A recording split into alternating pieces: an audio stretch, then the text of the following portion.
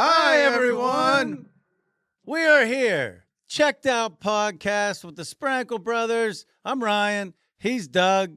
We've been together since 1986, since he came flying out of our wonderful mother and into this world. That's weird. Red hair flying, orange hair flying. He came out wearing a diaper, flew right onto a He-Man big wheel, and just started rolling from there. And we've been brothers ever since. And Central Pennsylvania started in the 1980s, all the way through modern day Western Pennsylvania. Retailers, just a couple of second-generation retailers trying to fight our way through low margins, higher costs, more competition, and less of us every single year. It's amazing, Doug. When I think about when we grew up to now, one thing that stands out, we have very rarely stood on a flat piece of ground. Even when we played high school football, Central PA Western, before all these artificial surfaces went, if you remember, the fields for flooding, to get rid of moisture, to get rid of water when it rained, you'd be at midfield, it'd be up here, and it would go like this towards the sidelines. So when you're running it down, an out route, you'd actually start running downhill. You'd run faster on the out route than you would going out because you were literally running downhill. We have never been on a flat piece of ground, I don't think. Not in our lives, no. I mean, even in my Leesburg days, the field was actually really old, so there was actually humps. There'd be humps and swells, so you'd have to be careful not to die. I mean, unbelievable. So, hey, for a couple of guys that haven't been on too many flat pieces of earth, we've survived all right. We made it. And we're super excited. It's going to be a great show today. A lot of fun stuff to talk about. A lot of retail stories. PASkillAlliance.org. Thank you so much, guys. If you don't have heard of PASkillAlliance.org, it is the premier source for genuine Pennsylvania skill games across the state of Pennsylvania and beyond. But a great organization. But we're super excited today to talk about all the crazy stuff, including this day in history. But Ryan, are you excited about this day in history? I am, but the one thing I want to shout out that people are going to want to know about us. We're second generation retailers. They're going to say, how'd you become second generation retailers? How'd the first generation get in? Parents got in for $1 down on the first two stores, each of the first two deals. Dad was a salesman, and mom was a loan officer for a bank, and then worked as in all kinds of forms, repo woman, accountant for car dealership. And they combined, they gathered their change, they paid for a lawyer, and for $1 down, owner finance, they got the first two stores, worked their butts off with help from friends, family, and a few outlaws and a few in-laws to get it all paid off. And so that paved the way for a second generation. So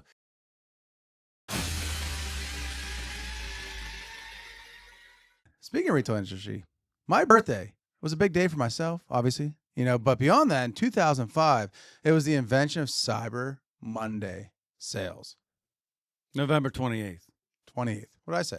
I don't think you said the date. Oh, good point. November 28th. November 28th. 1986 for you, but 2005 for Cyber Monday. 2005. Does everybody remember the old dial-up? You can't make phone calls, fax machines, all that went away when they started doing high-speed internet, especially DSL. And that created everybody going to work had the best internet. So then they had the opportunity to avoid work by going online and buying stuff. And Cyber Monday was a big deal in 2005 when the NRF, which I never heard of before, was the National Retail Federation, basically created this idea that, hey, you know what? We can go after Monday sales. But it reminds me, remember the old days of Black Fridays? Oh, yeah. Black Friday was huge. It was a huge event. I mean, for women and some men, it was a big-time deal. Like, men would go to hunting camp, and the women would go shop in Black Friday. I mean, it was their hunting season. And even for some men, it was a hunting season, too. I mean, at the time, it wasn't for me, but, I mean, yeah, for me, it was that's literally my hell, my nightmare is getting up, having to get up early, and then go shopping and dealing with all the people, especially being in retail like we are. Last thing we want to do is deal with the retail rush. But you were always into the trendy stuff, especially the techie stuff. So you were always more like, it wasn't like you wanted to go for the experience. You had a goal, you had a mission every year. Yeah, when you're broke, you always have a mission. Yeah, you get a TV for what? Yeah, it was $100 off. Like, I mean, a couple $100 off. So like back then, the big deal was 42-inch televisions. I'll never forget it. Lindsay and I went shopping. We went out to Walmart, and Walmart the previous year had people stampeding and get killed. Like, it was a big deal. So to make it safer, they said, hey, we're gonna let people in the store overnight, but we're not gonna have the Black Friday sales like you could traditionally think of. You basically go and claim your thing, you sit by it all night, and it's yours. So if people can imagine these big TVs, big boxes sitting on a pallet in the middle of the aisle, there was a bunch of them. And so when you're there, like, you can't see over the box because it's 7 foot tall. And so this customer, I remember walking through with Lindsay, we're looking for cameras or something, and there's this big dude holding the box on one side. And on the way back out, I noticed there was a little tiny guy holding the same box on the opposite side. And I didn't stick around for the magic, but I can imagine that all of a sudden it had been like, hey, wait a minute, it's my box, my box, my box, my box, my box. And it would have been hilarious to watch. That would have been funny. It reminds me of my buddy Paul Evans. He used to always say, it isn't the size of the dog in the fight, it's the size of the fight in the dog. So maybe that little guy, maybe he was tenacious. And the other thing I think is interesting is 42-inch television, that being a big deal then. I mean, now you have to like basically be 2 rooms away in some houses, just to be able to kind of compartmentalize and see the screen. I mean, some of these screens, I don't know what the biggest one is, but I was in my one buddy's house watching a football game, and I literally had to sit like in the furthest seat in the back. It's only almost like I had to stand on the back wall and just like to try to get it all in, because the freaking television, it was like I was in a movie theater. Like you couldn't comfortably sit on the couch and watch. It was like I mean, it was just this impending situation, this television trying to absorb the whole thing. So 42 inches being a big deal is like crazy. Oh, it's insane. It's insane. Yeah, the biggest now is 100-inch is standard. 85 to 100-inch, which is huge. I mean, it's big. It's over 7 feet diagonally. It's huge. So yeah, so it was a big deal. So Black Friday, crazy, but now the TV's is getting out of control. But we're mixing up a little bit this week. What's going on, Ryan? What's going on? And what are some observations that you've made recently? So glad you asked. I've been keeping this thing pent up, but it's the start of winter. It's the start of winter everywhere, but it's the start of winter. It's not like California winter where you may be throwing a beanie and a sweatshirt. Like Pennsylvania winter goes from summer to winter. There's about 2 weeks of fall. So the 2 weeks of fall are over, and it goes right into winter. So we just went right into winter. We had our first snowfall of the year. It was about 2.5 inches. But there's a nice little phenomenon with Pennsylvania. And I'd imagine it's like this for a lot of states that are kind of in that middle belt of sometimes you get a lot of snow, sometimes you don't. The first snowfall of the year, about 35% of Pennsylvanians totally forget about the last 25 to 75 years of their life. Like, it's like they see the first flake of snow, and it's almost like, you see these movies about spaceships. They look up at the sky, and the spaceship sends a beam down and just like captures their head, like just locks them in, and they're just like, they don't even know what to do. Like, they're just locked into the spaceship. I feel like 35% of Pennsylvanians, that literally happens to every single year. They are shocked that it's snowing here, that it's Pennsylvania, and it's snowing. They're just absolutely shocked. Now, the same people, 2 months later, middle end of January, I mean, there'll be 3 feet of snow on the side of the road. It'll be snowing, sleeting, coming right into their windshield. They'll have their windshield wiper on low. They'll be texting. They'll be smoking a freaking Marlboro Red down to the knuckle, yelling at their kids, and flying by you going 75 mile an hour. Same person that just 2 months ago was losing their mind, didn't know how to drive, didn't know how to walk, didn't want to go out of the house, didn't want their mom to like leave ever, like calling family members, asking if they're okay, as if they just got bombed out. I mean, it's this massive situation. But then 2 months later, like I said, it's like they just totally forget. And then summer and spring and fall goes by, and it's almost like they totally forget that it snows, and they're just absolutely shocked when it happens. I mean, and from our standpoint in retail, you got call-offs. I had my snow removal guy in one of the stores. He couldn't make it. Then his backup couldn't make it. I mean, I'm like, what is happening? Like, everybody just needs to remember the last 35 years of your life, and let's just calm down. And it's 2.5 inches of snow. Let's just deal with it. It's funny you say that. We have a rule. I made this rule back in 2003, and I'll never forget it. I'd always call off, like you said, it was snowing. So I went out and I bought monster digging tires for my truck, and I literally made sure it was a full drive and it was heavy, and I would go pick them up. And I made a rule: if you call off because of snow, you might not have a job on Monday. But if you call and say, "Hey, I can't get to work today," I'll come pick you up. And the first time I tested this, I went out to Impala, and it was literally probably 6 inches of snow, and it was dangerous. And I almost died twice going to the house. But you know what? I got that person. We got back to the store, and we made 2 sales all day. That's a dad thing. Dad started that. This is before cell phones. He would literally just show up at the manager's house and be like, "Hey, I came here to pick you up." And she's like, "Oh, well, I called it to the store. I didn't get the call. Sorry, I didn't get the call." So, like, even just wait for them to get ready for work and come in. I mean, the one time I went to pick somebody up, and I'll never forget it, they said, "Oh, no, don't come out here. Don't come out here. It's unsafe." I'm like, "No, I'm coming to get you." This a couple years later, cell phones were a thing. I said, "No, I'm on my way. I'll be there in 10 minutes. And I'll never forget. They're like, "No, no, no, it's very dangerous." And I went and got them. And on the way back, we slid. It was one of those like back roads between like Leechburg and Apollo, just typical Western Pennsylvania. Like, and it was one of those, and we literally, like a toboggan ride, slid down, went sideways, and slid down this hill. I mean, it was one of the few times in my life where I was actually like terrified. But at the same time, I'm trying to make it seem like it's not a big deal because this person just like said it's very unsafe. So I'm like, "Oh yeah, so what'd you bring for lunch?" Meanwhile, we're like flying horizontal down the hill. I mean, it was the ultimate poker face. And we freaking slid into this like fence, this farmer like old fence, like electric type of fence. They're like, "Don't get out of the car. I think it's electric." I'm like, no, it's fine. I'm sure it's off. It's the winter time. I didn't know it was off or not. I rolled the dice. Turns out everybody was all right, but it was just really funny because I had to stay in character, but I was like, crazy. You probably did 2 sales that day. At least one. But yeah, I mean, you do all this and you risk your life, and sometimes you are better off, I think, just like shutting it down for a little bit. Yeah, but we can't shut it down. We got too many bills to pay. That's the problem. Yeah. That's the problem. Maybe someday, but I doubt it. Like, just this pressure in retail, as you know. Anybody that's ever worked retail, there's always a pressure, because you want to do as best you can. You want to have as many things going as you can. So you just keep doing more. You have to do more and more sales to keep up with it. It's maddening.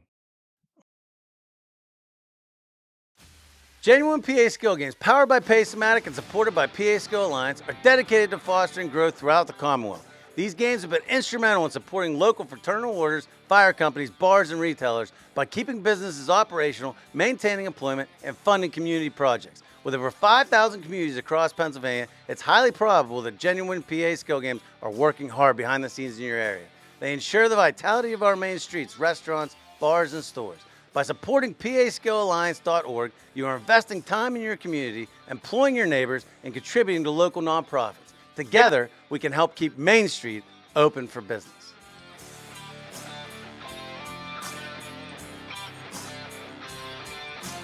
Well, it's funny you say about sales. There's some sales managers out there that don't really rely on good customer etiquette or the ability to actually close a deal successfully or even follow any kind of natural procedures. I was so this week, the biggest fear you have in retail is that when you're literally your oven blows up, big dollar items. So in 2017 is when we remodeled our Leechburg store. And during that time, I decided, hey, we're going to put it because we're doing the hoagie business. Yeah. Big business, right? Big business. I mean, yeah, it got started, and then you took it to another level when you got that Leechburg store. So when we did the oven, if people don't know, there's a proofer and then there's the rack oven. And so the idea is you can pull out the whole rack of buns that got proofed, slide it right into the oven, it picks it up, it spins it. And one thing people don't realize is it adds moisture. So the moisture gives it that nice crusty dough, and it makes it more consistent, and it makes it doesn't so it's not dried out. And so it's a big part. And so that's why rack ovens and proofers are so expensive. So at the time, it was $30,000 was the quote. And I was there, and mind you, at the time, That was probably 15% of the total budget for the store remodel. It was a big deal. And the guy was there, and the sales manager, we'll call him Bob. Bob was there, and I was like, Bob, so is this plug and play? He's like, oh, yeah, it's plug and play. You're just going to put it back there and plug it in. It's going to be great. I'm like, sure, plug and play. He's like, yeah, plug and play. I'm like, okay. So sure enough, I go out, get the loan. The bank gives me a loan. Shout out to our bank. Thank you next year. Gives us a loan, and I go to do the oven. And the guy comes to install the oven. So the guy's there, and he looks at me, and he's like, hey, Doug, I got a problem here. I'm like, what? He's like, the power's wrong. I'm like, what do you mean the power's wrong? He said, the power's wrong for the oven. We're going to have to run a brand new line from the back of the store to the front of the store at $8 a foot for the cable just to buy the cable. So mind you, $2,500 on a budget I can't even afford it from the jump. So I'm thinking about, can I cash out my 401k? I have a few bucks in there. I might be able to sell my car. Like, how am I going to pay for this? So I get a loan from mom and dad. I pay for it. And I call up the rep and I said, Bob, I said, do you understand what plug and play means, right? I'm like, you literally plug it in and you play it. Not run a $2,500 cable from the back of the building. And he was like, oh, my bad, no big deal, my bad. So I was so mad, I made the national company that represented the ovens change where I can get the ovens at to another person who we'll use for our Saxburg location to bring it online. So about a week later after the oven gets installed, I get another bill, $4,500 for installation that I wasn't told about. I thought it was baked into the price of the oven. And so, I'm steaming. So we flash forward 3 years later, I open a new store. Guess how much of that I bought for that guy? Does it start and end with an O-shaped number? 0.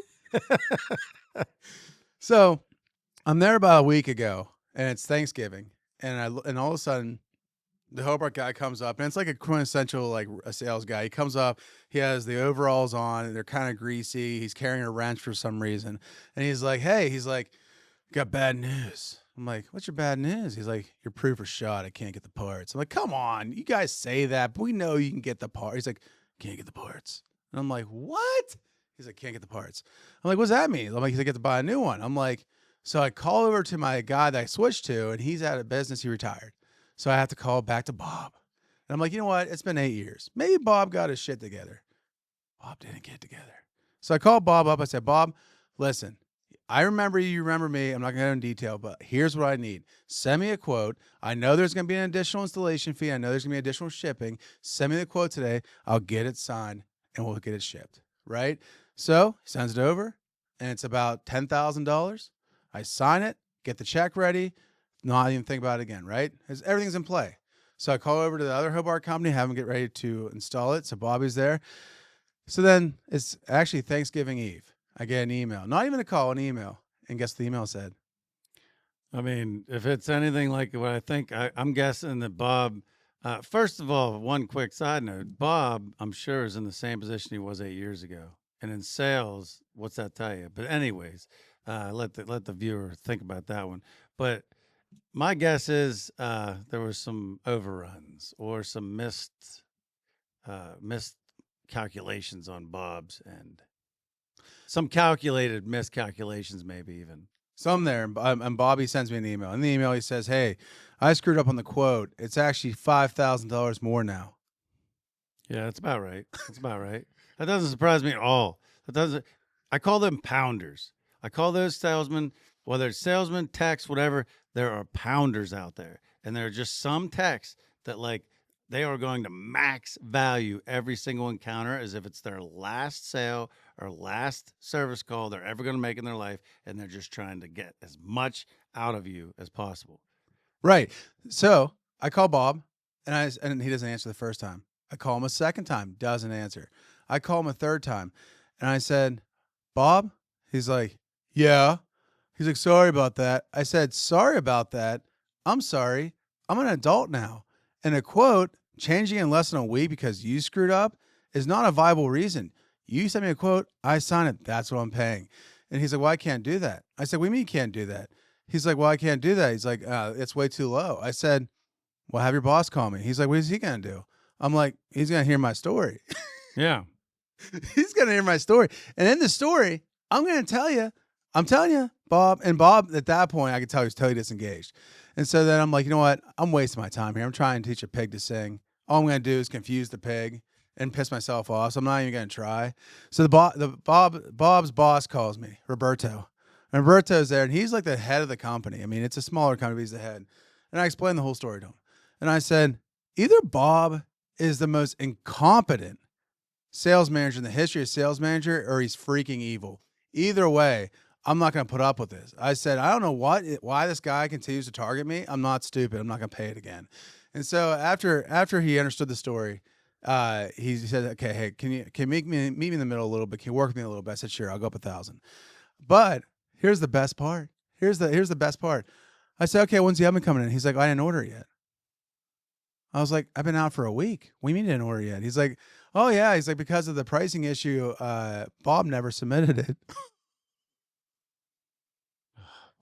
First of all, how much off was the price, actual price from his quote? How much total was the difference? $5,000. 30% difference. 50. Because it was, 50%. it was originally 10. That's right. And went to 15. That's right. Yeah. I mean, and this guy's the sales manager. He's the main shooter. It's scary. Yeah.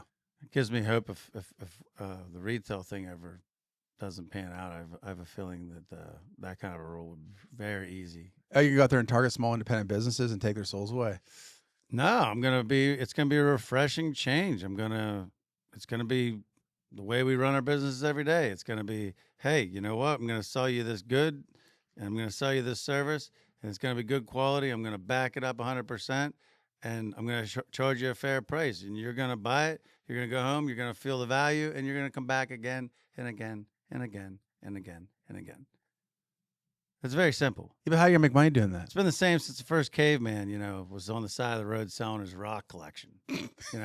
I mean, these are the best damn rocks you're ever going to get in your life. You're never going to see another rock like this. You take his rock home to your wife, she's going to want to move in here. So don't.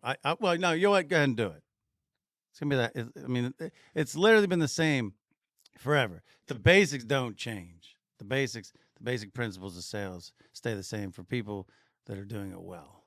And Bob, unfortunately, is not doing it well. I think you should, using your idea of the caveman, I think you should sell him the rock. And then when he gets home, be like, oh, you know what? I forgot there's a transportation fee for that rock. It's 50% more than you just paid me for it.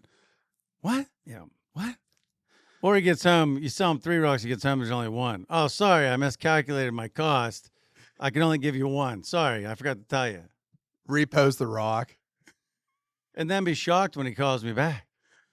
I mean, that story unfortunately doesn't surprise me. And thankfully, out of everybody we deal with in the retail world, thankfully, that's like the guy's a minority. I mean, there's only probably 10% of guys like him. Thankfully, 9 out of 10 guys we deal with, for the most part, are good, or else I probably wouldn't be sitting here because would have stroked out a long time ago.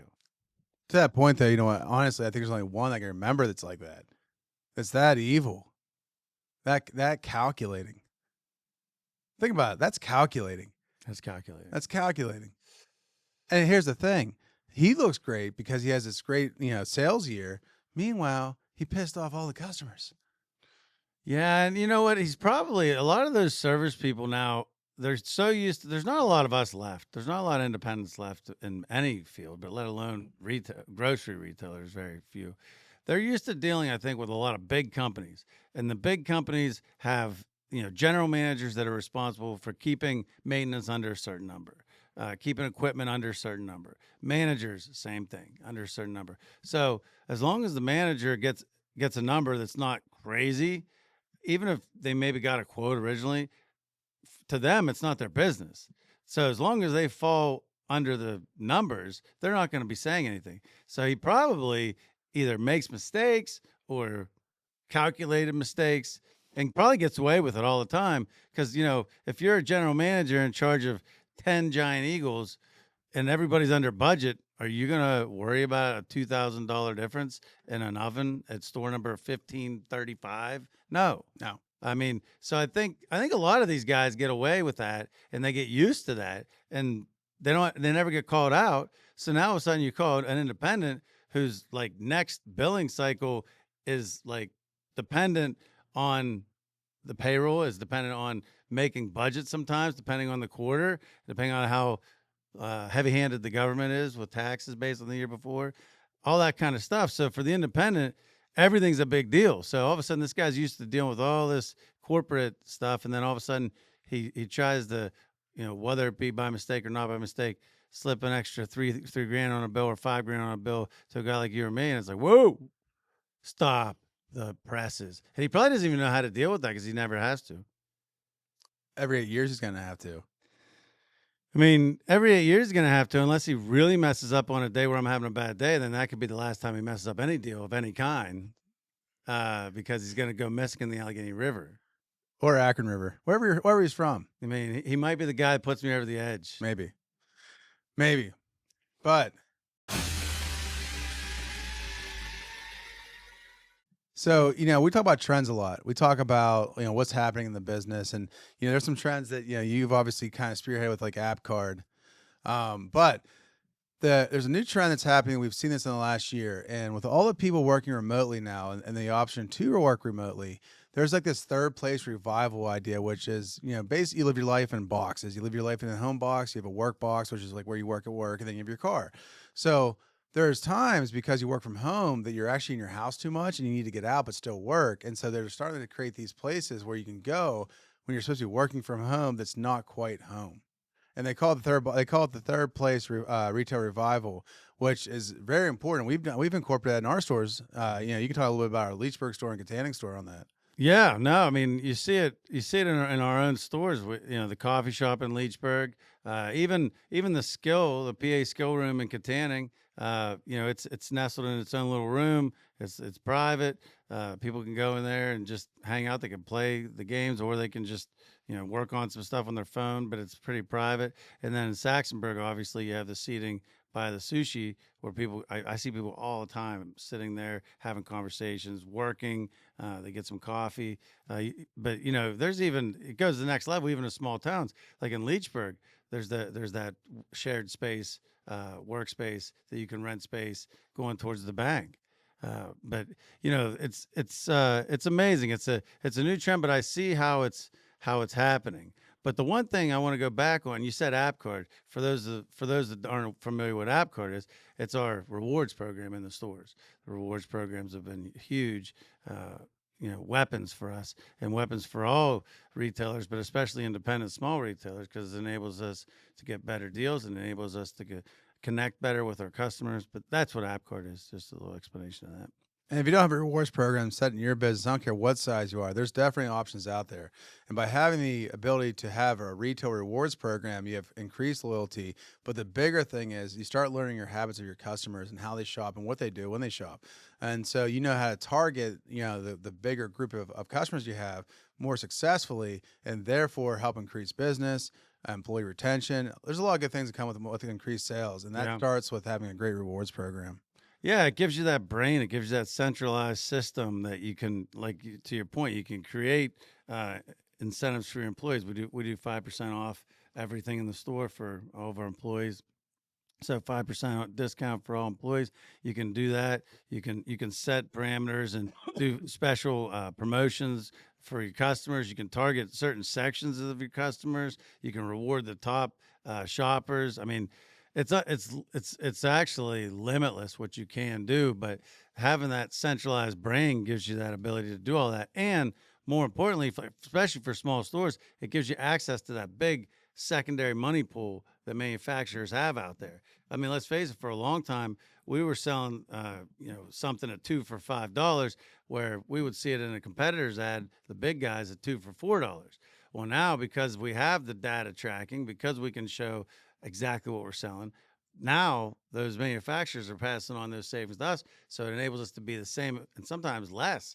I mean, we just had turkeys for 28 cents a pound. We were the best price I've seen anywhere on turkeys because of that program. So loyalty in any business, and you can every business has different loyalty, and you see it at coffee shops. You buy 10 cups, you get one free, stuff like that. But you're exactly right. If somebody's not using loyalty, then they need to be. Get on it now. Genuine PA Skill Games, powered by Paysomatic and supported by PA Skill Alliance, are dedicated to fostering growth throughout the Commonwealth. These games have been instrumental in supporting local fraternal orders, fire companies, bars, and retailers by keeping businesses operational, maintaining employment, and funding community projects. With over 5,000 communities across Pennsylvania, it's highly probable that genuine PA skill games are working hard behind the scenes in your area. They ensure the vitality of our main streets, restaurants, bars, and stores. By supporting PASkillAlliance.org, you are investing time in your community, employing your neighbors, and contributing to local nonprofits. Together, we can help keep Main Street open for business.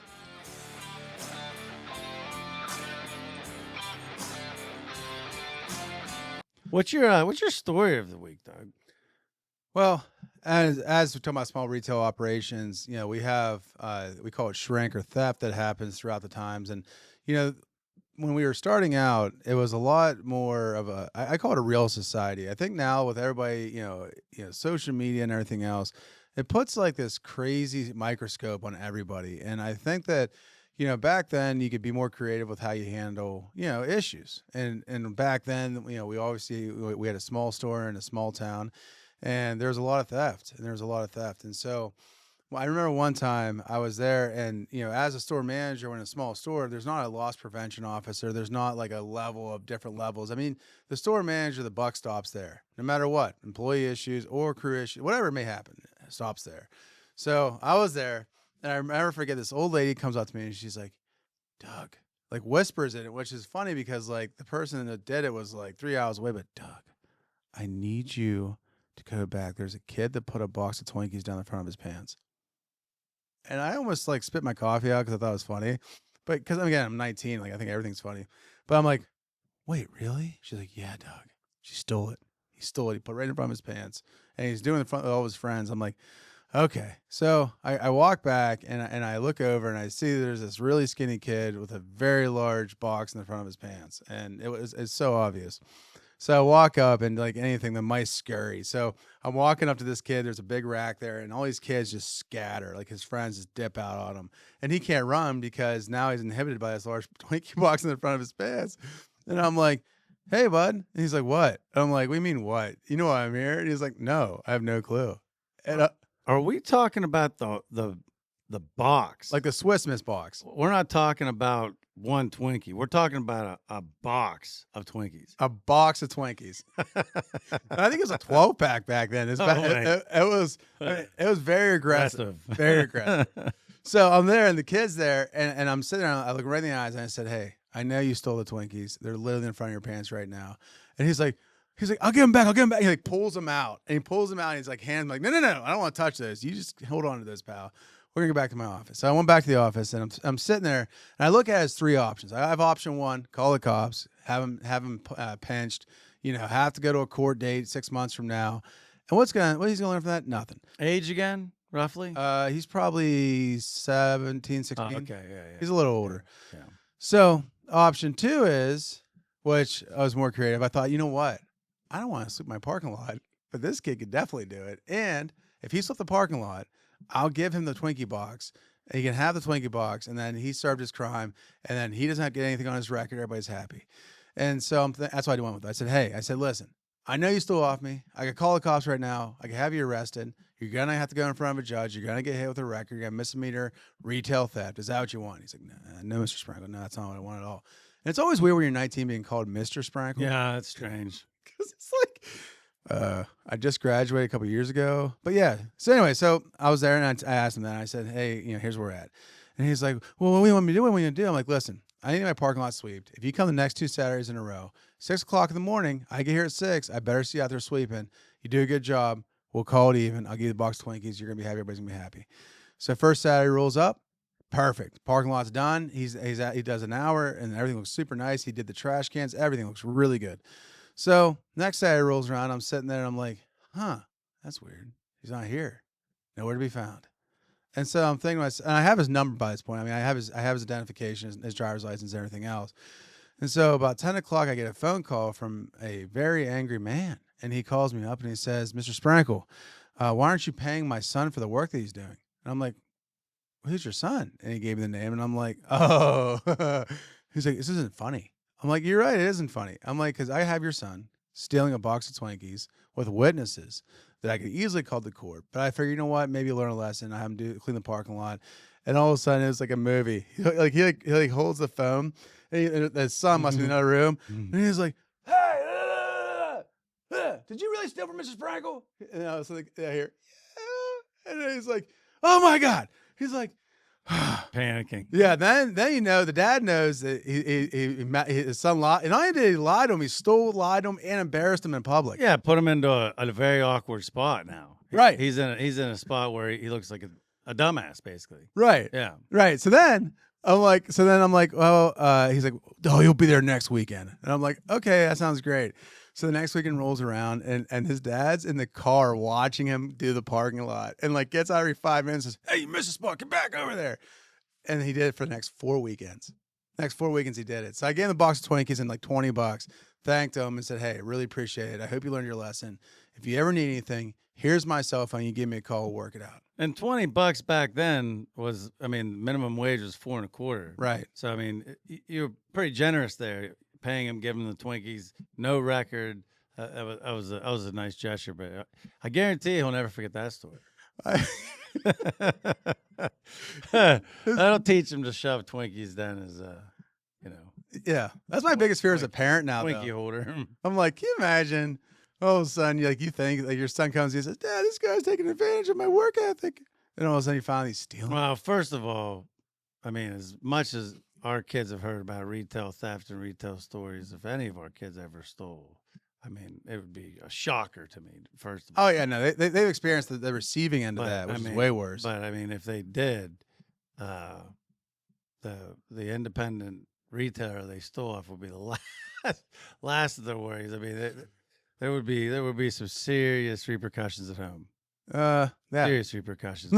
Get cereal. I mean, that's a great story, and that's a good story for people to hear, because people shouldn't, especially kids.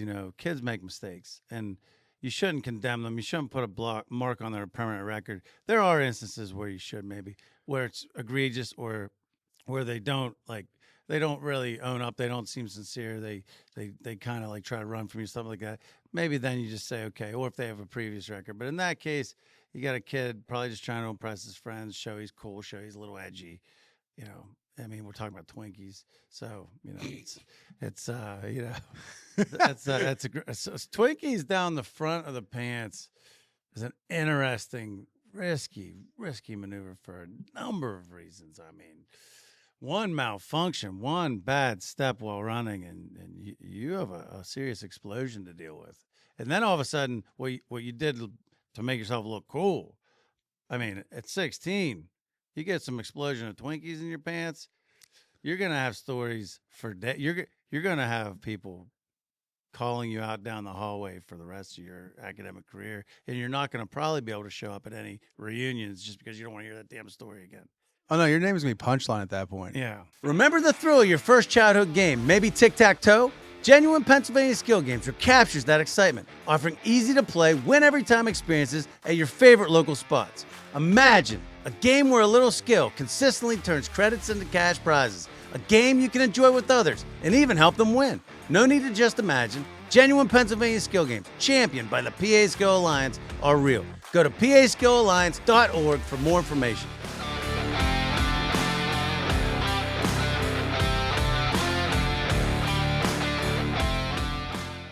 Yeah. Well, that's funny. My story actually involves theft too. My retail story involves theft too. I don't know if you remember. This is like circa maybe 2009. Combination Leechburg. Started out Leechburg. They were customers of Leechburg. Famous customers of Leechburg. And everybody has issues. Everybody's dealing with a different level of understanding of the world based on what you're given genetically. But we know the odds, if there's no other way to put it, if there's any incestuous activity going on. Oh, you're saying get it all in the family. If you're not going outside your immediate family for date night, there's going to be problems with whatever comes up after that. Okay. Well, their dad, there was a kid that used to come into the store with his dad / uncle every week to Leechburg. So what did he call him? Did you call him dad or did you call him uncle? I mean, he called him dad, but he was confirmed uncle because one of our managers at the time, who has unfortunately passed since, one of our managers at the time lived across the street, basically from this guy in the middle of the hills in Parks Township, which is Western Pennsylvania. Again, it's an area like this, and it was right behind the nuclear waste dump, which probably didn't help the genetic cause. Allegedly. Allegedly, I like that. Yeah. Hey, wait a minute. I know who this is. Yeah. Pig farmer. Yes. It was pig farmer. Yes. It was pig farmer. Yeah. Yes. They smelled really bad. They were good customers though. They were in there every week. And I'll never forget the little guy. He was a funny little guy. He was off obviously mentally because of his situation. But, I'll never forget it. He would come in and every time he saw me, the first time he saw me, he didn't have the understanding obviously that I was the owner's son or anything. The first time he saw me, I was packing chicken. So in his mind, he thought my job was chicken. Like that was what he thought I did. So no matter what I was doing, I could have been given a presentation in front of 50 people dressed in a suit, and he would have yelled out, "Hey, chicken man!" I mean, it was every time, "Hey, chicken man!" Like I'd be in a serious conversation with some salesman, and all of a sudden this guy walks by with his dad / uncle. "Hey, chicken man!" You know him? Oh yeah, I do. Hey, pig farmer. Yeah, we're really good friends. But anyway, so one of the times, and these guys were noticeable. Everybody knew them. I mean, for obvious reasons. They did have a personality, I will say. Like I actually enjoyed my conversations with them. They could be funny, once you get past the situation. Which, to be honest with you, I think it was just a generational thing. I don't even think it was the dad / uncle's fault. I think people just didn't know what they were doing. I mean, I think it was just a problem for a long time. Multiple generations added up to a bad situation. There wasn't a lot of movement outside of the farm. As far as the mating ritual, I think for multiple generations, everybody just kind of love the one you're with type of thing. But anyways, they came in one day, and I'll never forget. Ironically, the lady, Sue Young, R.I.P., loved her. We all loved Sue Young. She was a great manager for us for many years. Super dedicated, fun, funny. Well, she lived kind of like across the way from these guys. It was rural, up and down hills. She lived in one hill. They lived on the other in a farm. And, she just, because she had to deal with them every day. She was very frustrated with the smell that came out and all that stuff. So there was some built-up aggression. And, You know what? Are you sure isn't the opening script for The Hills Have Eyes? Well, I mean, it is an amazing opening. But so now that you understand the background, they came into the store one day, and I was in the back doing something, placing an order or something of that nature. And we have the intercom system. Obviously, we had the intercom system back then. Well, they got Turkey Hill ice cream, and sometimes something will be on sale, and we ask a lot of people. We all wear a lot of hats, so the manager may be in charge of something, has a catastrophe, but has to pull all the ad signs from the previous week, make sure they're cleared. Well, they didn't pull down the ad sign. This was the day after the sale ended on Turkey Hill ice cream. I'll never forget it. It was Turkey Hill ice cream, Turkey Hill French vanilla ice cream. So the sign said 2 for $5, but obviously it wasn't on sale anymore. So they took it through the register and they got charged, $3.99 each, whatever. Well, because they obviously they didn't have a lot of money, so and they weren't exactly dealing on the same level as the average Joe. So this guy lost his mind, he lost his shit. I mean, he was like, beep, beep, beep, you beep, beep, beep. I'm sick of you beep, overcharge. To the point that, and Sue's a pretty tough character. She got on an intercom right away and said, "Ryan to the front, please, right away. Ryan to the front, please, right away." And I'm like, whoa, like for her not to handle something. So I come to the front and you know, the dad and uncle and the son, which was, he was probably 23 maybe at the time. The dad uncle was probably like in his late 40s, early 50s. They storm up to me. They still have the ice cream in their hand. She storms up to me this way. Hey, she stole $3 off of us. And she's like, I didn't steal anything off of you. The sign was wrong. Well, you should have pulled the sign. It was probably your job. Like, I'm talking like shots fired on both ends. I'm like, I felt like Jerry Seinfeld. I'm like, oh, whoa, everybody, let's just calm down. What are we talking about here? So, bottom line is, gave them their money back because they were right. The sign said 2 for $5. They should have got 2 for $5. Gave it to them. She wasn't very happy about that, but I gave it to them. I said, hey, but at the same time, you can't treat people like that. You can't be yelling at our employees. I think you need to apologize. He said, I'm not apologizing to her. I said, well, unfortunately, to get the price, you're going to have to apologize. I was trying to, on their level. So he did apologize. But and then I go to the back. I think everything's fine. He didn't like the fact he had to apologize. And in his mind, the way his mind was working, I think they went and they talked, back and forth, like, yeah, you gonna let her push you around like that? Like that type of thing. Goes back into the store. I'm in the back. She's running register. Some cashier. I think they were smarter than people gave them credit for. I think they strategically wait, because this was like maybe 25 minutes later. Okay. Go to the front. They go to the front, and she's running register, and the dad uncle goes to the belt that she's working on, and zip, flops it right on the conveyor belt. Oh my God. She hits the belt. You can't make us up. Hits the belt, and he's moving with the belt, and he moves it into center cut position.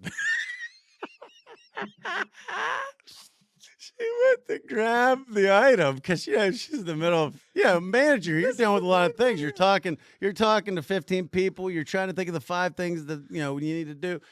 And thank God she didn't grab the merchandise. But she reached for the merchandise. God, she was like, oh my God. Wow. She's like, get that out of here right now. Get out of here right now. She calls the police. She's calling the police. Get out of here. She leaves the other customers, starts flying towards the door. She was losing her shit. So they were getting out of there. He's zipping up. He's trying to hop through the damn front door. His son/nephew is trying to gather his belongings that he's dropping on the way out. The cops aren't there because, anybody that I'm not going to say it now, they have a great reputation now, but at that time, Leesburg police weren't exactly known for being on coming right away. So, there was always a 25. If you knew you were going to get accosted at that time, not now, Leesburg police are great now. But at that time, if you knew you were going to get accosted, you had to kind of anticipate it. And about 30 minutes ahead, you had to call the Leesburg police and be like, hey, guys, I think about 30 minutes from now, somebody's going to whack me across the head with a crowbar. Can you plan on maybe sending somebody out within the next 45 minutes? I'd appreciate it. I could probably fight them off for about 15 minutes, though. But, now much better, thankfully. But they don't come right away, obviously. So she chases them out of the store. The guy finally gets his pants up. He's buckled. Everything's good. The nephew/son has the belongings. Like, the spades of this man was amazing. I mean, so he doesn't go to his car. He rushes out, goes to her car. They were neighbors. He knew her car. Goes up to her car, unzips again, looks her in the eye, and unleashes whatever was in his bladder on the handle of her car.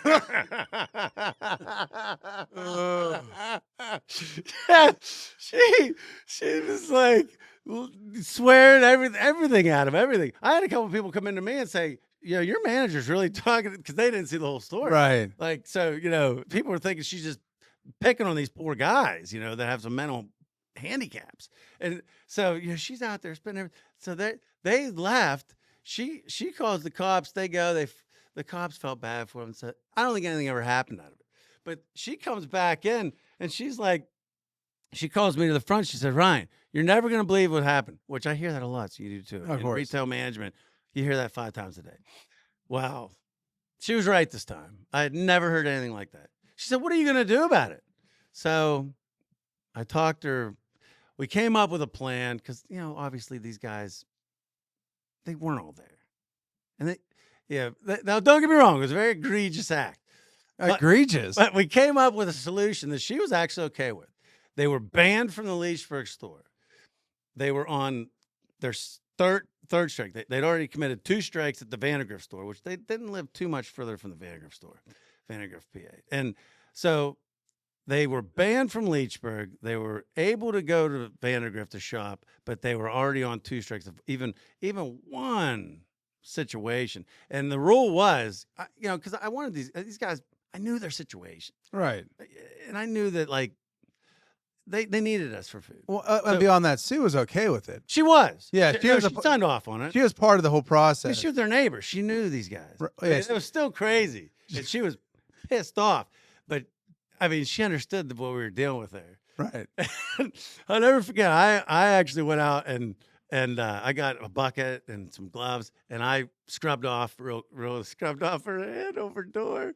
And then they ended up shopping at Vandergrift, and I had a rule. I said, listen, guys, if you ever get upset, if you ever get anxious, if you ever feel any anger towards anybody, do me a favor and yourselves. You might be right, you might be wrong, whatever. Just come to me about it, and I'll make it right. But come to me about it. And so they actually shopped there until we closed the Vandergrift store, and were good customers. And for here and there they would push the line, but they stayed in line the rest of the time. But that's my retail story, my retail theft story. The dad / uncle, Chicken Man. Hey, Chicken Man. I mean, and it was like anytime, it was uncanny. Anytime I was in a professional situation in the store, never failed. It could be 2 weeks since I came into the store. I guarantee you, the first time I was in any kind of situation where I'm talking to somebody, it's a professional, we're trying to look good, never. I mean, it was like a magnet. It's like they knew. Hey, Chicken Man! I'm giving a some kind of a interview. How do you feel about inflation? Well, hey, Chicken Man! I mean, it is uncanny, but yeah, that story came to me today. I didn't even have it on the script. I just thought, oh my God, it's just, and it worked well with your story, retail theft. Legendary. Yeah. Legendary. You know what? I thoroughly enjoy all the retail stories, especially Chicken Man. Stories are what makes it. I mean, let's face it, retail's tough. It's not easy. And all of our people, us, it's this wild environment where you're serving everybody from somebody that just got out of prison after doing 25 years for unspeakable acts on humanity to somebody that just got done praying the rosary for the 15th time that day. I mean, you're dealing with you're dealing with people that are making, 7 figures, and you're dealing with people that are on assistance. So, I mean, there's a huge spectrum of people that are all mixed in together. People that, it's a crowd that shops grocery stores. It's an interesting dynamic in that these people might never come into contact anywhere else, but they're all here and they're all shuffled up and mixed in together, and mixed with the employees who they have all various backgrounds, mixed with us. We're not necessarily all right. No, we're not there. And so all this stuff, and all this stuff is happening, and all these people are mingling together. And the thing that makes it interesting and enables you to get through the tough financial times and the tough, hits on your budget and all this other stuff, the stories and the people are what gets you through it. And those 2 guys, when I'm having a rough day, if I go back through and I think about the Chicken Man and I think about the dad uncle, it does bring joy in some sick way. That's dark. That's really dark. Really dark. But guys, what a great show. Appreciate all the support. Thank you for liking and following and tagging and all the wonderful stuff you can do on social media. We are on all channels, so make sure to check it out. The Checked Out Podcast with Ryan and Doug. And as always, We really appreciate it. We ask you to subscribe, but we can't do what we do Without you. Come and see us.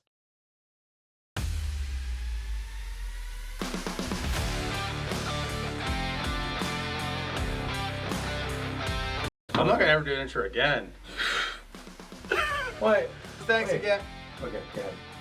And sponsors. Wait. Cut. Why? Wait, you're missing some key parts. Wait. There's Can you stop cutting me off? too much background noise. You're never gonna be able to use any of You're it. like the guys like this. Yeah, go ahead. You go up on stage, Doug. Yeah, the guy Suck! was warming up You on suck! the stairs. Shh. That guarantee you the background noise caught that. But hey, I'll remember the two strikes. No, it's I get okay. better.